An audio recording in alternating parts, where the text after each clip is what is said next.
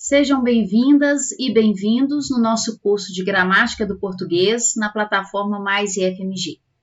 Eu me chamo Gláucia Xavier, minha formação é em Letras, Pedagogia, especialização em Psicopedagogia, mestrado em Educação, o doutorado em Linguística e um pós-doc em Estudos de Linguagem. Vou trabalhar com vocês nesse curso em 3 momentos. Essa é a nossa primeira aula e nela nós vamos falar um pouco sobre sintaxe, frases, predicação e tipos de sujeito. Então vamos começar. Quando a gente fala em gramática, às vezes a primeira ideia que a gente tem é daquele livro grosso, enorme, lá da biblioteca, é algo que é super difícil, e eu escuto muita gente falando, eu tenho muita dificuldade em aprender gramática é difícil, português é difícil demais. Então, nós vamos ver nesse curso um pouco da estrutura sintática mesmo do português, tá? Primeira coisa que a gente tem que entender é que quando a gente fala em gramática, não é só aquele livro grosso que está lá na biblioteca, na estante, tá? Quando a gente fala em gramática, a gente quer dizer aquilo que está aqui dentro da mente. Nós temos uma gramática que é mental. Aquele livro grosso, aquela gramática enorme, ela nada mais é do que uma espécie de espelho e um retrato do que de fato acontece dentro da nossa mente quando nós falamos e entendemos o que o outro está falando, tá? Então, quando a gente pensa em gramática, nós temos que observar, vou dar um exemplo bem breve, quando uma criança começa a falar, por exemplo, 2 aninhos, e aí observem que a estrutura que ela começa a falar é justamente a estrutura gramatical que a nossa mente consegue processar, que é paulatina, devagar esse processo, e é também, por exemplo, um retrato de quando nós vamos adquirir a linguagem, é um retrato de quando alguém tem, por exemplo, uma doença, Alzheimer, por exemplo, e vai perdendo capacidades na linguagem. Então, vamos supor uma criança de 2 aninhos e que está começando a falar, ela geralmente fala primeiro o complemento de um verbo na frase. Então, por exemplo, ela vai falar água. Ela aponta lá para o filtro e fala abo, água. E aí depois ela vem com o verbo, que é água. Depois ela vem com o sujeito. Neném quer água. João quer água. Depois ela vem com a flexão do verbo. Eu quero água. Essa estrutura de quando nós, humanos, vamos adquirir a linguagem, aquilo que a gente vai aprendendo e o cérebro vai processando primeiro é o que a gente vai perder por último, numa doença ou se a gente tem um acidente e acontece a perda da linguagem. Então, por exemplo, uma pessoa com Alzheimer, ela vai perder primeiro a flexão do verbo, depois ela perde o sujeito, depois ela perde o verbo e por último ela vai perder, por exemplo, a expressão água. Então, tudo que a gente vê na gramática como sujeito, verbo, complemento do verbo, nada mais é do que um reflexo de tudo que acontece na nossa mente. Então, primeira coisa que a gente tem que aprender num curso sobre gramática do português é que a gramática não quer dizer apenas aquele livro grosso que muita gente tem medo e acha que é difícil de aprender porque tem regras fixas demais. Então, aquele livro grosso, ele deveria ser uma espécie de explicação do que de fato acontece lá dentro da nossa mente, tá? E o que acontece lá dentro da nossa mente? Nós temos, por exemplo, a construção de sintagmas, quando a gente vai falar. E o que é sintagma? Lá na nossa apostila tem explicando direitinho. O sintagma, ele nada mais é do que um grupo de palavras ou às vezes uma palavra mesmo, sozinha. Mas, por exemplo, um grupo, a menina chegou tarde. A menina é um sintagma, e esse sintagma ele não pode ser separado. Então, sintagma são partes de uma frase que nós não podemos separar, tá? É um grupo inseparável, são blocos, então são sintagmas. Tudo que a nossa mente vai processando na hora que a gente vai construir uma frase, vai falar com alguém, ou quando nós estamos escutando alguém falar com a gente, tentando compreender o que aquela pessoa está dizendo, A gente observa, portanto, que há blocos ali dentro que não podem ser separados. Eles podem mudar de lugar dentro da frase, mas eles serem dissolvidos não pode. Por exemplo, a menina chegou tarde, o a menina tem que ficar junto. Eu não posso falar menina a tarde chegou. Tarde chegou a menina. Chegou a menina tarde, mas o a menina tem sempre que ficar junto. Então, sintagma é esse bloco, são blocos, grupos que nós temos dentro de um texto, tá? De uma frase. E o que é a diferença, então, por exemplo, de frase e oração? É possível a gente ter uma frase sem que seja oração. Então, o que é uma frase? Frase é quando eu tenho uma mensagem completa. E essa mensagem completa, ela pode ter verbo ou não. Por exemplo, eu estou passando um perigo no meio da rua e eu grito socorro, socorro, eu grito fogo, fogo. As pessoas vão entender o que eu estou dizendo, porque essa frase, ela está dando uma mensagem completa, mas ela não tem verbo. Por exemplo, eu viro para alguém no dia do aniversário e falo parabéns. É uma frase porque ela tem uma mensagem completa, mas não necessariamente ela tem verbo. Já a oração é cada vez que aparece um verbo numa frase que eu estou querendo dizer. Então, eu tenho frases que podem ter uma oração só. A menina chegou tarde, porque só tem um verbo, chegou. Mas ela pode ter 7 orações, por exemplo.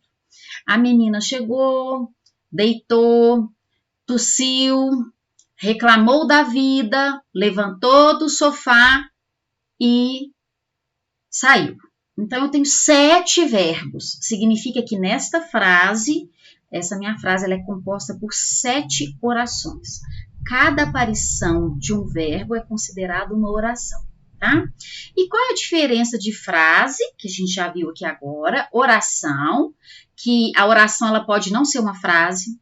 Então, se eu digo, falo assim, a menina comprou, eu tenho um verbo, mas ela não está completa a frase. Fato, a menina comprou. Quem compra, compra alguma coisa. Então, está faltando um complemento naquela frase. Então, ainda não é uma frase, apesar de já ter uma oração, tá bom? E qual que é a diferença de enunciado? O enunciado ele tem muito a ver com o discurso. E nós não vamos ver o que é enunciado aqui no nosso curso, tá bom? Nós não vamos falar disso, porque o enunciado ele tem a ver com a intenção que a pessoa vai falar, com os interesses da fala, qual a intenção, o desejo, quando diz aquilo, o que gostaria que o ouvinte compreendesse, os comandos naquela fala, na linguagem. E a sintaxe, ela não tem nada a ver com interpretação ou semântica, com a intenção do falante. A sintaxe, ela é aquela estrutura do que a frase tem que ser, tem que ter ali dentro, quais são os termos que precisam ter para que aquela estrutura esteja completa sintaticamente. Nós aqui vamos focar na sintaxe, que é uma estrutura. Que tipo de termos um período ou uma frase precisa ter para estar completa. Ela pode não ter nenhuma interpretação.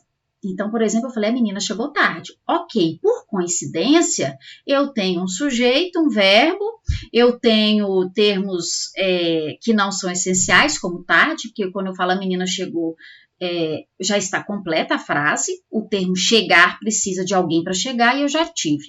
Ela chegou. A menina chegou. Só isso aí já está completo, sintaticamente. Mas eu poderia virar e falar, por exemplo, que cavalos brancos pensam ideias coloridas, e isso pode não ter sentido.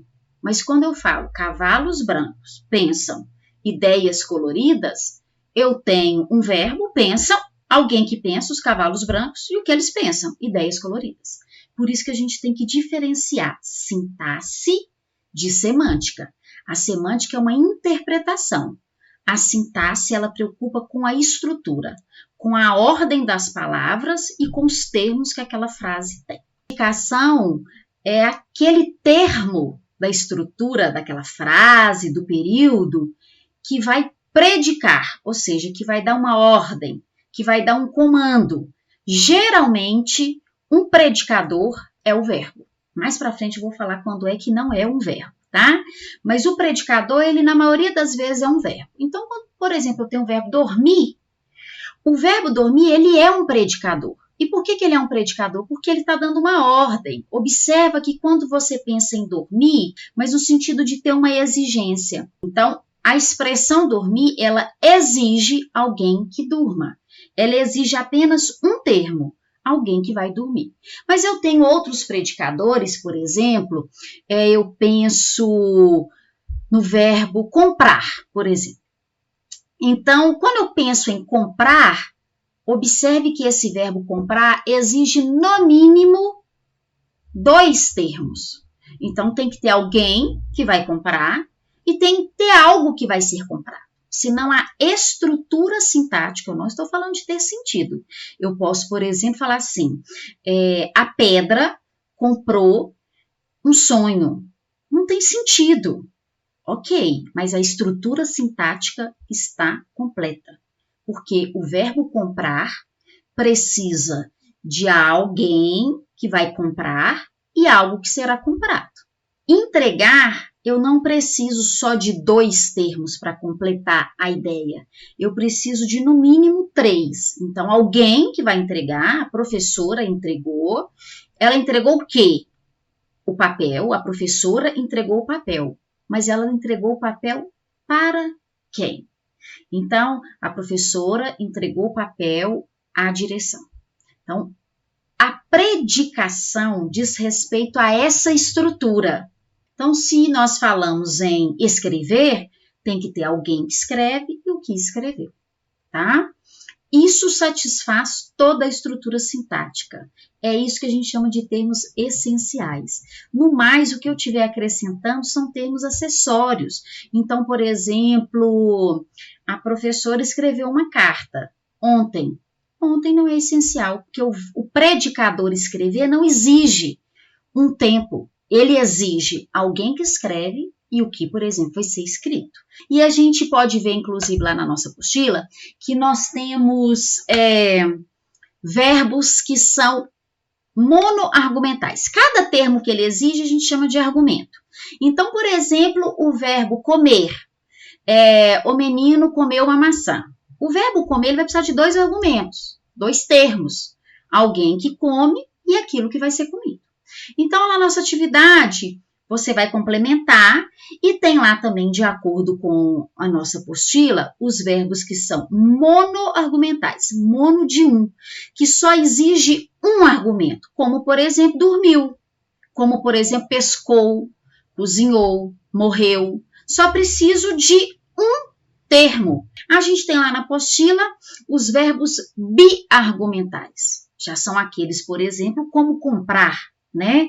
A mulher comprou uma casa, que eu preciso de 2 argumentos, por isso biargumentais, né? E tem os verbos de ligação. O verbo de ligação, ele não é um predicador, porque o verbo de ligação, como o nome mesmo já fala, ele está ali apenas para ligar 2 termos. Exemplo, a mulher está grávida. Está é um verbo de ligação, mas ele não predica nada, ele não exige nada. O verbo está não exige nada. Quem exige é o grávida, o termo grávida. O termo grávida que vai exigir algo para estar grávida. O verbo de ligação, então, ele nunca será um predicador. O nome já diz, ele está ali apenas para ligar o predicador a um argumento, a um outro argumento, tá? A um sujeito, geralmente, é o que a gente vê. Por fim da nossa aula 1, nós vamos falar sobre os tipos de sujeito. Observa que o sujeito, ele é um argumento. E é o que a gente chama de argumento externo, porque ele fica fora do verbo. A gente primeiro tem a estrutura, lembra lá atrás, quando eu falei da criança que começa a falar, que ela primeiro fala o complemento do verbo e depois o verbo, tipo, quer água? Neném quer água. Quer água é o verbo com argumento interno. É aquilo que o verbo exige, é o complemento do verbo. Essa é uma estrutura mais próxima. Lá dentro da nossa mente, essa estrutura é construída primeiro. Depois vem o sujeito. Neném quer água, eu quero água. Então, o sujeito de uma frase, ele geralmente é considerado e chamado, nas gramáticas, de argumento externo. O sujeito é aquele termo que concorda com o verbo, tá? A menina entregou os papéis. A menina entregou. O sujeito é aquele termo que concorda com o verbo. E a gente observa que nós temos alguns tipos de sujeito. A nossa apostila vem explicando direitinho, né? Aqui a gente está pincelando por conta do tempo. Nós temos o sujeito simples, por exemplo, a menina. O sujeito que ele não importa se ele está no plural ou no singular. Ele é simples. A menina, né? Um sintagma só. Um sujeito composto. Então, a mulher e os meninos entregaram o papel. O sujeito que a gente chama de oculto, quando ele não está parente na frase, mas você consegue perceber quem é, porque é como se ele estivesse escondido atrás do verbo. Exemplo, quando eu falo assim, cansei hoje de tanto trabalhar, cansei, o sujeito não está explícito, mas eu consigo dizer quem é o sujeito. Cansei só pode ser eu, não pode ser ele cansei, nós cansei, elas cansei, e sim eu cansei. Então esse sujeito existe, só que ele está oculto, ele está escondido atrás do verbo, tá? A gente tem um sujeito que ele é indeterminado. O que é um sujeito indeterminado? Eu não consigo determinar quem é. Quando a gente, por exemplo, está escrevendo uma redação, um documento, o TCC na faculdade, né? Que aí a gente usa expressões assim. Compreende-se que é importante uma participação maior e efetiva da população nas questões sociais. Compreende-se, entende-se, acredita-se. Quem que acredita? Quem que compreende? O sujeito ele está indeterminado. Eu não consigo determinar quem é que compreende, né? Quem é que entende naquela frase ali. E, por fim, a gente tem as orações sem sujeito, que são aquelas que usam o verbo haver. Então, há muitas pessoas. Se não tem sujeito, não tem que concordar com o verbo. É por isso que a gente não fala, por exemplo, haverão muitas pessoas. E sim, haverá muitas pessoas. Nada tem que concordar com nada. Porque aquela oração é sem sujeito, se ela tem um verbo haver. Ou quando tem verbos com fenômeno da natureza, como, por exemplo, choveu, trovejou, relampeou, relampejou. Todos esses verbos, ventar, florescer, esses verbos que indicam fenômenos da natureza, eles não são considerados verbos com sujeito. E a gente se vê na próxima semana no nosso segundo momento do nosso curso. Tá? Um abraço para todos e todas.